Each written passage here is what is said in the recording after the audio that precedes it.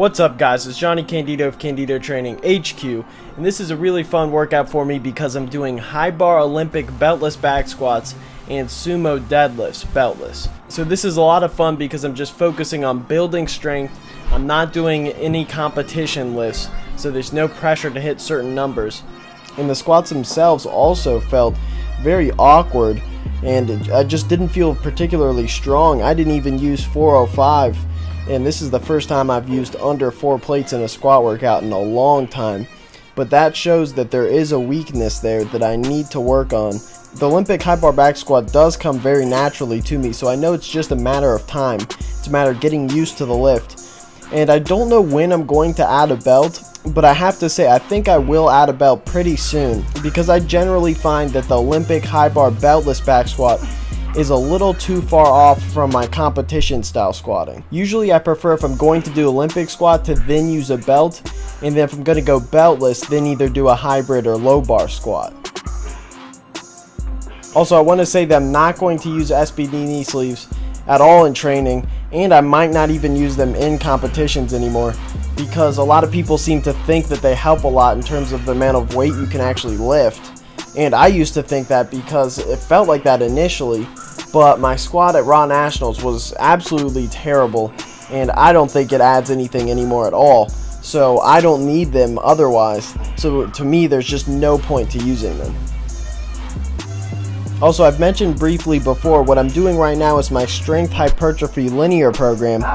And what I'm doing is, obviously, since I can't run a linear program in typical terms by just getting stronger each week, since I'm not a beginner, what I do is I just use weights that are extremely submaximal.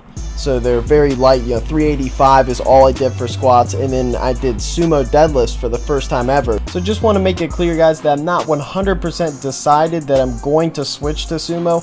I'm just going to give it a shot now because I have a lot of time until my next meet, which is likely going to just be the Arnold Classic, which is about 7 months from now.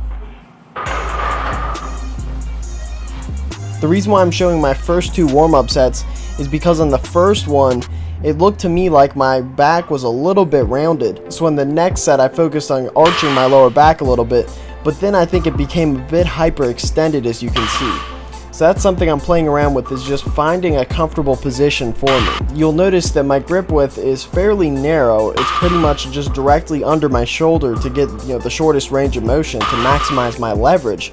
However, this is an Olympic bar, which has knurling on that portion of the bar. However, with a powerlifting bar, at least the Texas Power Bar that my gym has, the knurling is not until further out. So I obviously have to grab on the knurling if I'm going to pull a heavy weight without straps.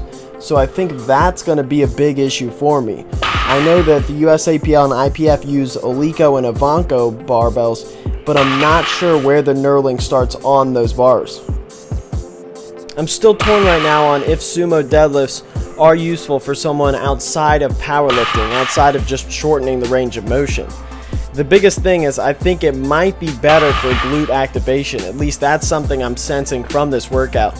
But I'm actually going to have a video with a special guest that's going to go in depth on sumo versus conventional on that specific area, on strengthening your glutes. Because not only do I want to be as efficient as possible to increase my powerlifting total, but I also want it to where if I walk into a powerlifting meet and my warm-up pants are the same color as my gym bag, that people will see me from the side and they'll think, why does this guy have 3 gym bags?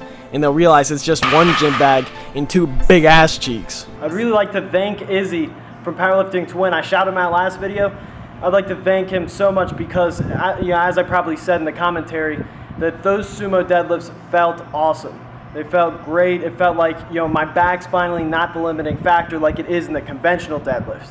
And you guys know I really don't pull with any rounding, or at least not significant rounding when doing conventional. So I think that's really limiting my numbers in competitions. So that's it. Just want to give him another shout out, Izzy, because without him I wouldn't have tried sumo deadlifts, because I saw his video on it that's in depth. Actually, I'll link that in the description to this video specifically. I did seated leg curls as an optional accessory exercise, and honestly I do not like this exercise at all. I definitely prefer lying leg curls if I'm going to use a leg curl at all. I have absolutely no idea what this is called, so if anybody knows what this is, tell me in the comments. or if you have to make up a name, let me know what you come up with. So that's it, guys. Make sure to like the video, support the channel, subscribe if you haven't already, and as always, thanks for watching, guys. Peace.